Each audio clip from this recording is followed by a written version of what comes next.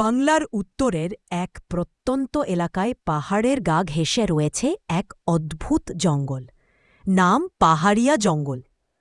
লোকজন বলে সূর্য ডোবার পর এই পথে কারো যাওয়া উচিত নয়, কারণ একবার যদি কেউ রাতে এ পথে বেছে নেয় তবে আর কখনো ফিরে আসে না। শীতকালীন ছুটি পড়েছে, কলেজ প্রায় ফাঁকা। তিন বন্ধু পায়েল, সোহা আর কাকলি এক কোণে বসে আড্ডা দিচ্ছে। কি বলিস, ছুটির মধ্যে কোথাও বেড়াতে যাবি? আমি তো খুব ইচ্ছা করছি পাহাড়ে যাবার। তবে শোন, আমাদের কলেজের পাশে যে জঙ্গলটা আছে ওটার নামই না পাহাড়িয়া। ছোটবেলা থেকেই শুনে আসছি ওই জঙ্গল নাকি ভুতুরে। আমার ঠাকুমা বলতো রাতে যে এই পথে যায় তাকে নাকি এক রক্তমাখা প্রেতাত্মা ধরে নিয়ে যায়, তারপর আর কোনোদিন তার হদিশ মেলে না।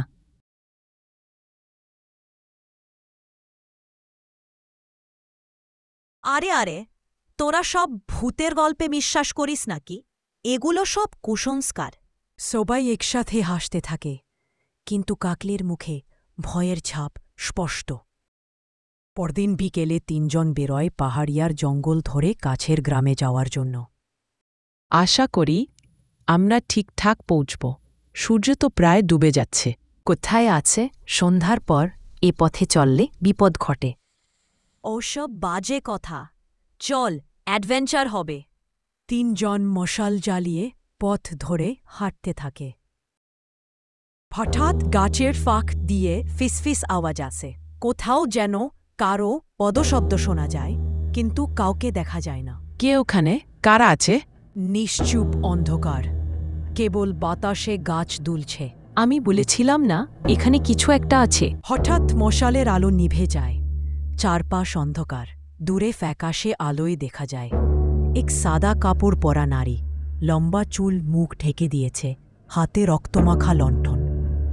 এ পথ কেউ বেঁচে নেয় না, তোমরা কেন এসেছে? জোরে চিৎকার করে, কে তুমি? সামনে এসো। মুহূর্তেই সেই নারী চোখ বড় বড় করে তাকায়, চোখ দুটো আগুনের মতো লাল। আমি পাহাড়িয়ার প্রেতাত্মা, তোমাদের মৃত্যু নিশ্চিত। তিন বন্ধু ভয়ে দৌড়াতে শুরু করে, কিন্তু তারা যত দৌড়ায় পথ বারবার একই জায়গায় ফিরে আসে। এটা কেমন ব্যাপার? আমরা কি একই জায়গায় ঘুরে যাচ্ছি? প্রেতাত্মা বারবার সামনে এসে পথ আটকায়। তার মুখ বিকৃত, শরীর রক্তে ভরা, দাঁত বের করা ভয়ঙ্কর হাসি। হঠাৎ সোহা পড়ে যায়, প্রেতাত্মা তাকে টেনে নিয়ে যাচ্ছে। পায়েল আর কাকুলি টান দিয়ে সোহাকে বাঁচায়, কিন্তু প্রেতাত্মার হাতের ছাপ লালচে দাগ হয়ে সোহারের হাতে থেকে যায়। দূরে হঠাৎ মন্দিরের ঘণ্টা বাজতে শুরু করে। তিনজন দেখতে পায় ভাঙা একটা পুরনো মন্দির। তারা দৌড়ে মন্দিরের ভেতরে ঢোকে। প্রেতাত্মা দরজার সামনে দাঁড়িয়ে চিৎকার করছে, কিন্তু ভেতরে ঢুকতে পারছে না। তোমরা পালাতে পারবে না, তোমাদের আত্মা আমি নেবেই। মন্দিরের ভেতরে তারা একটা পুরনো ফলক খুঁজে পায়। ফলকে লেখা, পাহাড়িয়ার পথে এক অভিশপ্ত আত্মা ঘুরে বেড়ায়। যে কেউ এ পথে গেলে সে আত্মা তার ছায়া কেড়ে নেয়। তখনই তারা গাছে ঝোলানো তিনটি পুরনো ছবি দেখতে পায়। ছবিতে স্পষ্ট পায়েল, সোহা আর কাকলির মতোই দেখতে তিনটি মেয়ে। এরা তো আমাদের মতোই।